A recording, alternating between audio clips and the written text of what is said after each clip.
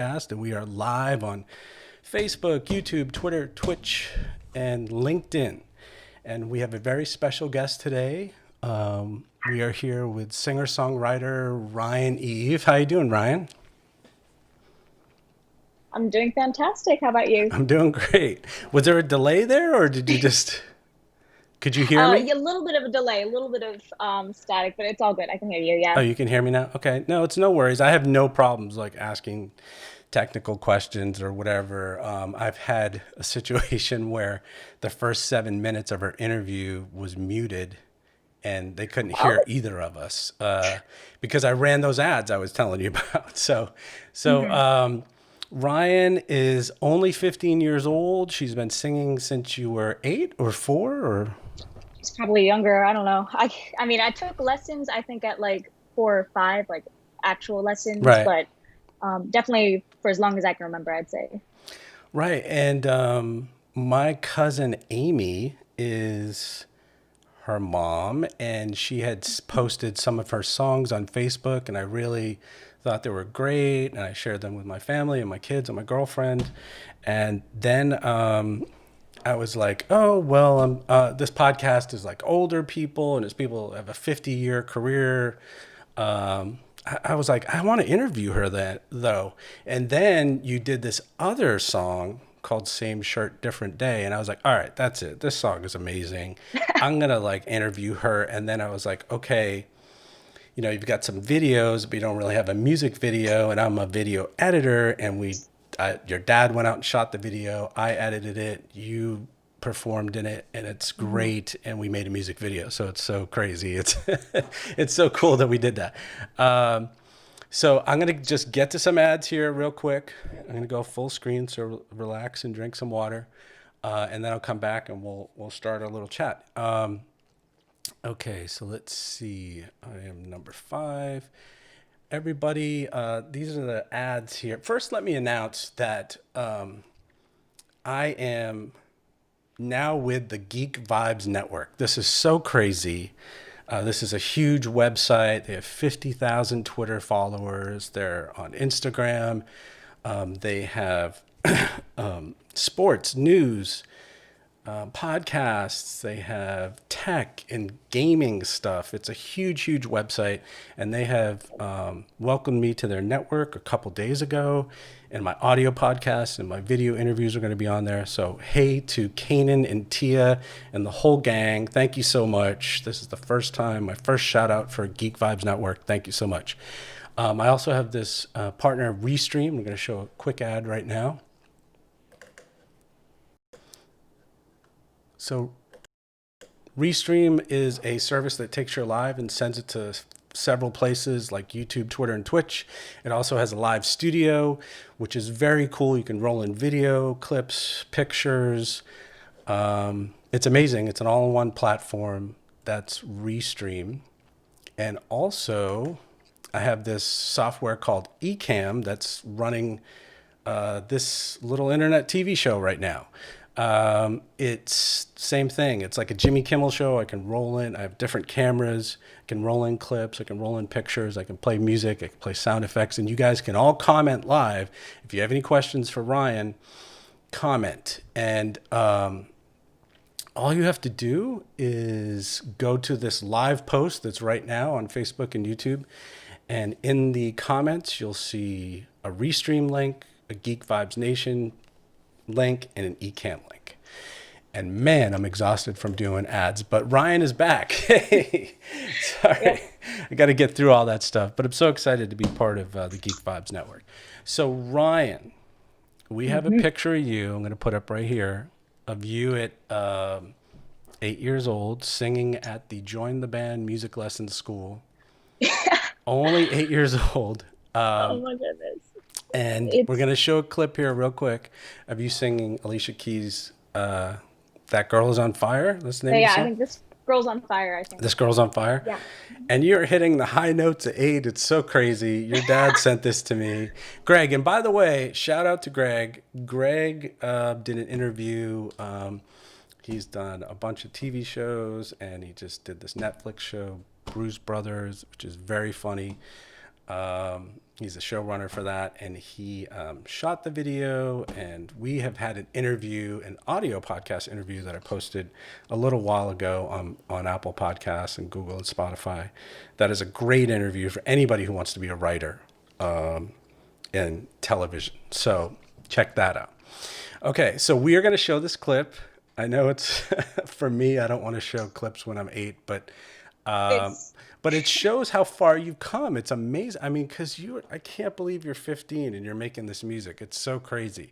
So let's show this clip and then you can talk about it. We'll just show it for like a minute. Here we go. Mhm.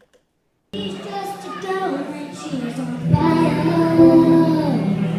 More than a fantasy. You're like a highway. She's living in a world that's on fire. Filled with catastrophe. She knows she'll fly away. Oh,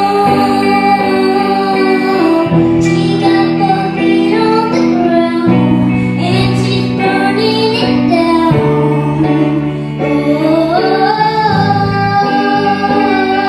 Oh, she got her head in the clouds, and she's not breaking down. This girl is on fire. This girl is on fire. She's walking on fire. This girl is on fire.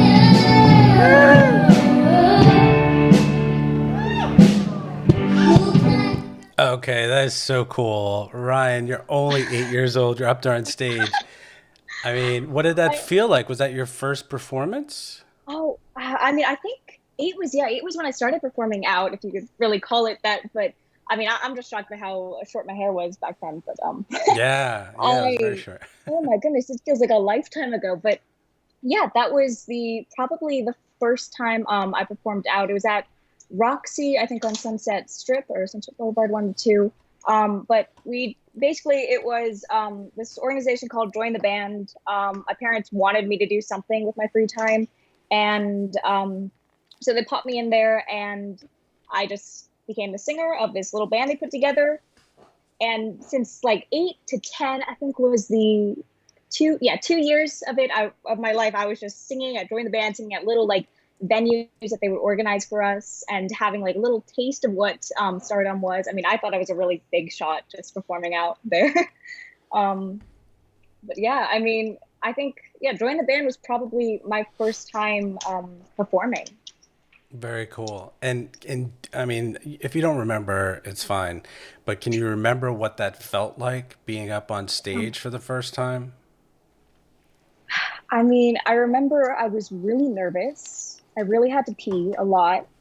I think that comes with nerves, definitely. Yeah. I was sitting, I remember because it's a bar, but they obviously it wasn't a bar because it was just a bunch of kids playing out at the time. They closed down that section. It was middle of the day. But the back room, like leading on to before you go perform on the stage, it was super, super hot and crowded and tight.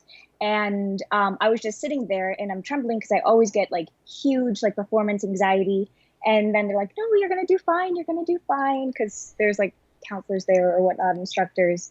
And I think I just blacked out for like the first like minute, as I usually do the first time I perform. And it's just like an out of body experience, really. You sort of just see yourself singing up there, even though you're doing it at the moment. And it's not even that you're experiencing it. It's like you're seeing it from afar. Yeah, yeah, I know exactly what you're talking about because I was an actor for 10 years and being in the theater is different because you walk out, it's probably similar to music. You walk out and everything's black, right? You don't see the people, you don't see their faces. So it wouldn't bother me at all to be on stage and I don't have a lot of fear already, but I did stand-up comedy 4 or 5 months ago, and that is insane because the lights are on and people are watching you and you're on stage and I mean, if you don't tell a good joke, nobody laughs. And you tell several jokes and nobody laughs and you're like up there, you know, I guess you wait for applause at the end when you do music, and sometimes people yell like "woo" when you're doing a song or something, but you don't really get any feedback in comedy. I mean, you do if the joke hits, but sometimes you're up there for a minute or two and it's dead silent. So it's terrifying. It's absolutely terrifying. That's like my worst fear. Like I mean, I've never done comedy, but I would never want to do comedy, especially for that reason. Because just the idea of like walking out there, putting your all into it, and then getting nothing back is like the worst thing that can happen. I feel like that's where like the root of like all like performance anxiety and butterflies in your stomach come from. It's the idea that nothing's going to happen. Right. So the music video. We've talked about this a little bit. So I don't even know how this happened. So let's hear your perspective on the music video, because all of a sudden, did your dad just come to you and say, Amy's crazy cousin wants to do a music video with you? Like, how did it all happen from your perspective? I mean, well, I just dropped my first single. It was the first song that I actually produced and completely did by myself with no help from like outside producers or outside like songwriters even though. And all on Logic Pro, my first time doing everything. And so I just dropped it. I was like breathing a sigh of relief. We'd done it all in like about 1 week because it was for an organization, like this internship I was working for at the time. And so I was just glad for it to finally be over, just so I could take a breath and go to sleep. And then my mom knocks on my door and she's like, hey, so I have this cousin. And it sort of just took off from there. Right.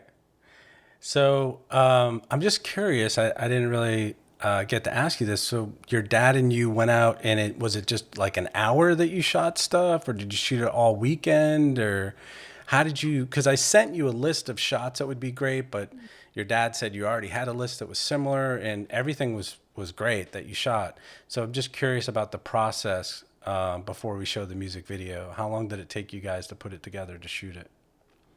Yeah, I mean, I would say over the weekend, we shot it all on my dad's phone. I mean, for the most part, we had to split into 2 days because it was so hot that we couldn't be outside for that long. Or else like, it just felt like I was melting. Yeah. So we ended up having a 2-day shoot. And the majority of it, I would say, was done outside, which is why it could have shot it in 1 day. But yeah, I mean, I think it just started. They're like, okay, let's write a list of like mundane things that you have to do, but you hate doing. And so like I'm just sitting there, I'm writing down a list, and we come up with like 20 or so ideas, including the ideas that you sent us. And then we just worked our way down the line, like filming each of them. Some of them turned out better than others. Some were slightly worse. And yeah, it was just a lot of. It was a lot of trial and error, or trying to figure trial stuff. and error. Yeah, okay. Just Trying to figure stuff out. Trying to see what's showing. Because I mean, I know that we're not really photographers. I know I certainly am not. Right. But your dad's worked in TV, and I have to tell you, he's worked. Yeah. I've been a video editor for 25 years, and I've gotten a lot worse footage from professionals. So I did say, like, can you pan away into it or away and move?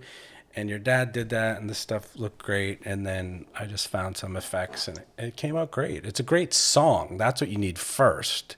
And then putting the images on it and doing the mundane stuff just makes it kind of fun. So is there anything else you want to say before we play it? I mean, first I just want to thank you for editing, because I know that this wouldn't have happened. Yeah, I definitely did not have a music video in the cards before this. So very cool. I mean, first music video, yeah. And I'm going to tell everybody to look right here. It says turn sound on, playing a sound clip, because 60-70% of the people who watch this stuff watch it on mute and watch the captions. So I always have to tell them to turn on their audio. So turn it on. Let me turn that off, and then we're going to play the music video. This is actually, have you shown this on YouTube or anywhere? I haven't. I'm actually going to release it I think this week. I was waiting until we started the podcast and Yeah, very to cool. actually Thanks put for it up. that. Yeah, so this is the premiere. It didn't have to be, but this is the premiere. The first time anyone else in the world is going to see this music video. Mhm. It's called Same Shirt, Different Day. It's very cool. This is Ryann Eve.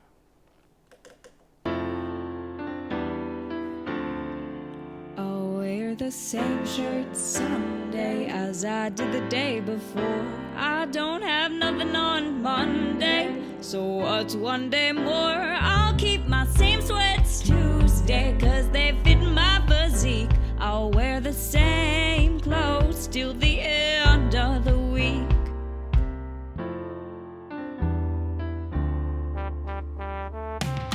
I'll keep washing the same old shirt. I'll keep walking the same old dirt. My clothes may wrinkle and shrink and look strange, but I have no plans to change. I've worn the same shirt Wednesday as I did the last month. I had the same dish Thursday as I do every lunch. On my way home Friday, I took the same street. I'm a creature of habit, rewind and repeat.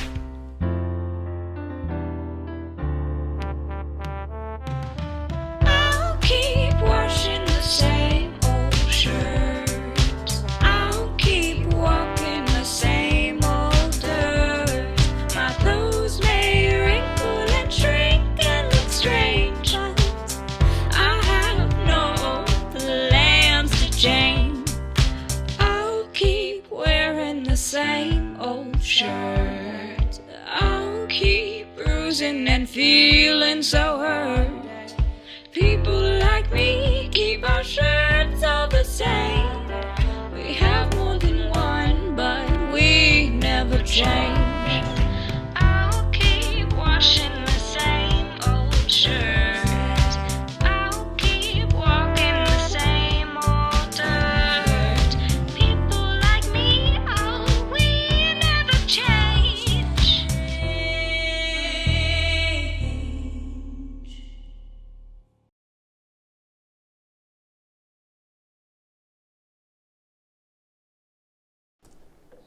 Very, very cool. Awesome video. Awesome song.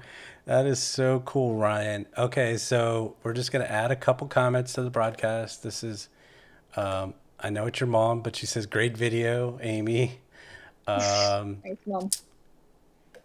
We also have Nicole saying, love your music, Ryan. You have a beautiful voice. So I didn't even realize this, but it just dawned on me. Are you playing all the instruments on this? A majority of them, yes. I mean, I'm a piano main. I played piano for 7 years. That's how I write all my songs. That's how I write all my music. The majority of this was done on Logic, which means I could just use a synthesizer to create the sounds. However, when it actually came down to writing the parts and to, like, for example, like writing the drum line or writing the bass line, we have instruments like around the house that we would use to actually write it. Like, you can't probably see it from here, but I have my bass back there. It's this old like Steinberger. I don't even know if they sell them anymore, but it's yeah from like Cheers to Freedom. Yeah, So we can see it now. yeah, We can yeah. see a red guitar, It's red, yeah. a black Right. black bass, and another acoustic. This thing, yeah. This is So that's how you my wrote the bass bass is, like, line. yeah. So I mean, at the end of the day, I use I'll write them on like their respective instruments, and then I'll just use a synthesizer, or I'll use like hook it up to my piano and just write the lines on there. But when it actually comes to brainstorming and creating them from nothing, I feel like it's better to use the instruments. I mean, it creates a completely different sound when you're actually playing it versus playing it just via software. Right. Yes, that's what I've heard. I've worked with a lot of sound designers, a lot of composers. There was this one guy at Turner. I used to work at Turner, and he had this whole room with all these keyboards and guitars, but then he had a separate room. He had a voiceover booth too, but then he had a separate room where one time he had a whole chorus come in and it had a drum set and a standing bass, and he could actually make like an entire song for TCM or the NBA or whatever. His name was Reed Hall, and he was so talented. It was absolutely insane. But that's so cool that, Prince did that. Bon Jovi did that. They played all the instruments on their songs. And I don't know if you know the artist J. Cole. Do you know J. Cole? He's like a rapper. I'm not. Well, regardless, he No, I'm not he does sure. this thing where he plays all the instruments for his songs, and he's like you. He uses Logic or Pro Tools or something, and he just has this little baby keyboard. And actually, Charlie Puth does the same thing. He has his computer and his keyboard, and then there's this band AJR. I think they're out of I Brooklyn. love AJR. Yeah. Yeah, they're No, I so know them good, and very they well. make all their music in their Yeah. living room on their laptop, and they just plug in a guitar somehow and Insane. plug in a bass and do the synthesizer sounds. And like Drake buys beats from people, and certain rappers buy beats from people, but these guys, their music is amazing, and I'm like, you don't even need a studio anymore. You can make this stuff at home. But yeah, that song is amazing. The video came out great. So let's just take a little sidetrack here, and I'm just going to ask you, who is your favorite musician? It could be singer songwriter, but who is your favorite? That actually comes pretty easy because my favorite singer is artist really is Fiona Apple. She is like my inspiration. She's how I developed my voice. She's like the first time I heard her music was the first time I was able to realize, okay, that's the direction I want to go in. Like that's like someone I want to emulate really.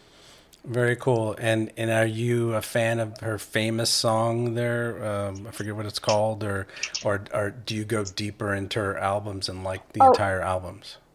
probably I've fallen in love with like every album except for I think it was Extraordinary Machine. It's one of her less popular ones, but I've Okay. listened to all of it. Especially she just came out with a new one called Fetch the Bolt Cutters, Yeah, I which saw that. was it was ridiculous. It was amazing. Yeah, I mean I definitely a little bit obsessed, I'd say. There was a point where I would just listen to her music. It was unhealthy. I wasn't getting like any variety at all, but I'm definitely heavily influenced by her. And are you into, because like I'm really into Billy Joel's lyrics, but Prince's music. Are you into are you more into the lyrics when you listen to a song, or the music, or both? I mean, at heart, I'm always going to put the lyrics of a song above the music itself. I think it's because I myself prioritize lyrics above sound because, I mean, I'm a storyteller, and it's all about like what the song is actually saying to me. A song can have like the most fantastic like bass line or chord progression I've ever heard, but if lyrics are subpar, then it's definitely not going to be up there for me. And I think that's what does it with Fiona Apple. It's that her lyrics and her emotion is just so raw. There's no like, it's not overly produced. It's not it's blunt. She doesn't hold back. Right. She's not worried about anything about being like commercialism or anything like that. Okay. And I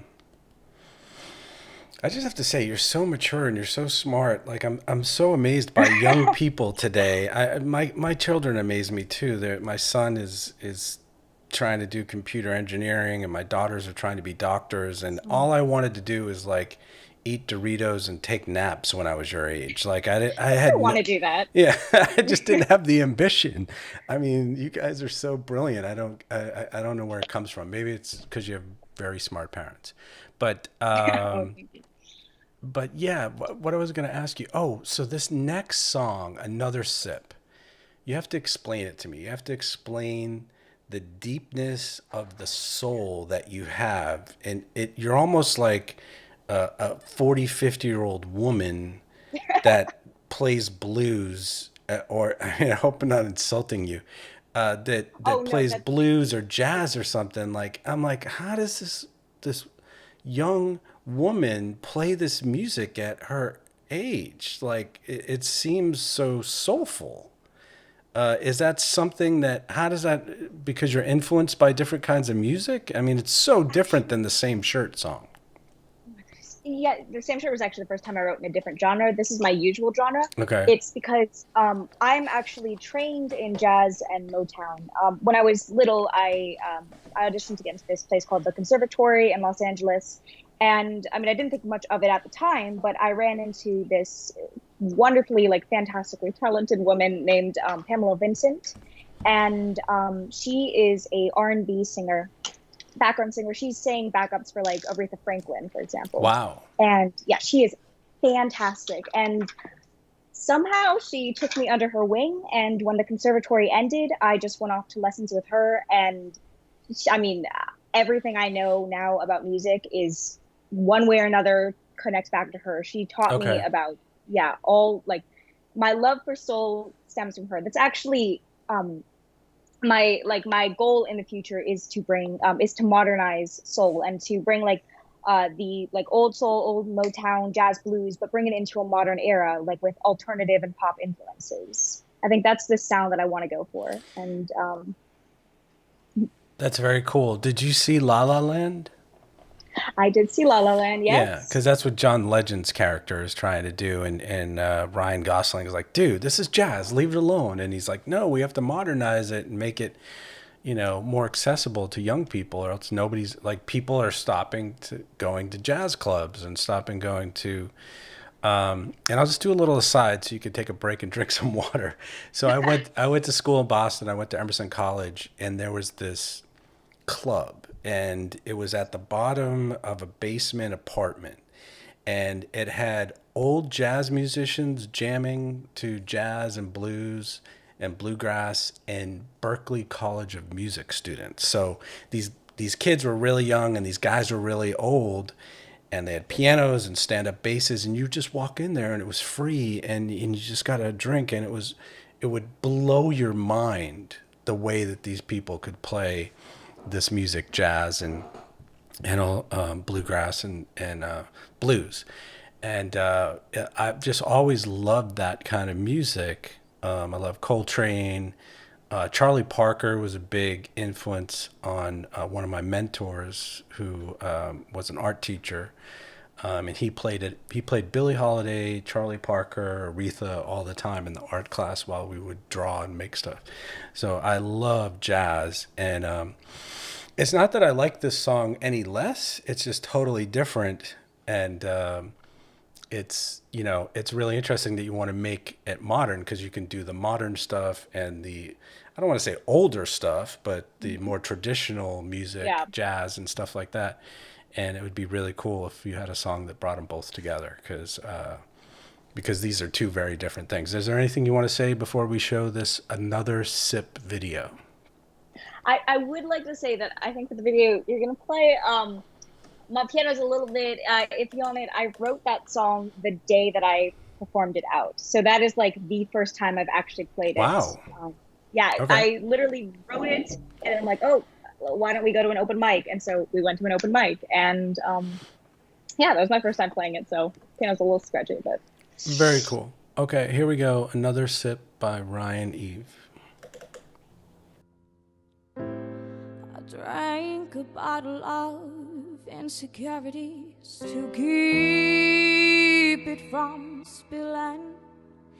They said it'll go bad, bottled up, but my bottled up feelings feel so filling. So I took another sip.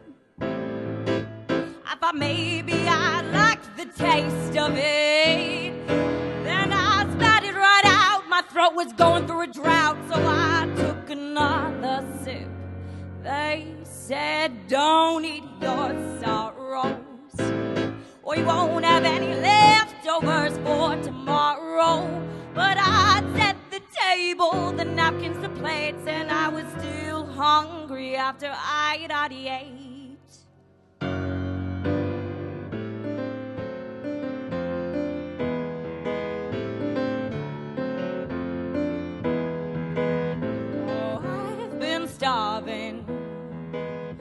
I'm thirsting for my shot of success. I got a hole where my stomach's supposed to be, so I fill it up with emptiness. I swallowed down my pride and then I started to choke. Oh, I probably deserved it. Oh, I probably earned it. Whatever was clogging up my throat. So I lay gasping for breath, wanting to water down my worries of emptiness. No matter how much I sipped, the water didn't touch my lips, but I still took another sip.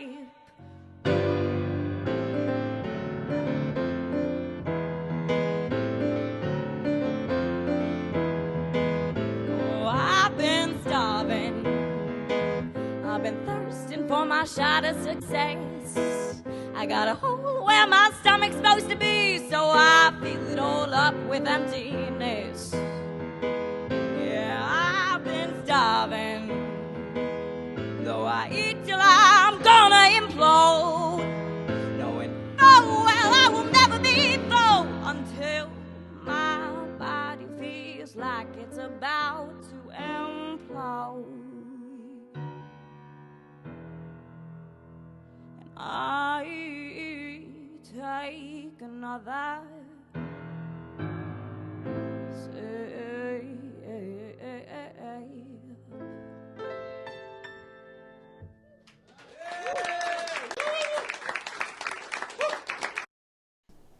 Very, very cool. That's a great song. I can't believe you wrote that day. That's so amazing. This is so nutty. Yeah, there's Pam Lind. Hey, Pam. Pam's watching. She says, yeah, I love you. Hey, cousin Pam, how are you? Good to see you. Good to hear from you. Somebody wrote, Ryan, here, Alone by Tracy Chapman. And it's somebody from Twitter. It doesn't say, oh, you know what? Maybe their name is Alone. That's weird. Hello. She said she loves Tracy Chapman, so I'm going to add that to the broadcast. That's great. Tracy Chapman's amazing. So is there anything else you want to say about that song? I mean, that's actually I have like out of the extremely long and repertoire of songs that I just throw together in a book, I would say that's up there in like my top 3. So I'm really glad you played it, actually, because that's cool. Definitely the sound that I want to go for, and it has the lyrics that I want to go for again. I mean, I basically just sat down at a keyboard and wailed into like the microphone, because I record all my stuff on my phone, and then like all my lyrics while I just play the chords, and I'll say whatever comes to mind for like 10 minutes straight.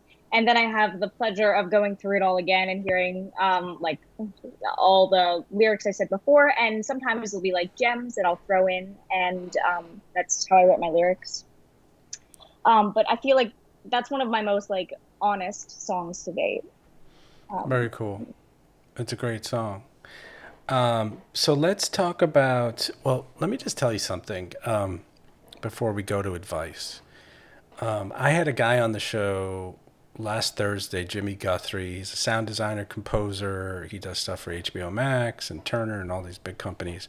He's super, super talented. And he has a band called Space Giants. And we couldn't play the music because on the show, if your band or you are with a record company, they will shut it down. And any copyrighted music, Facebook, YouTube, LinkedIn will turn it off and not let you post it. They'll literally like block it.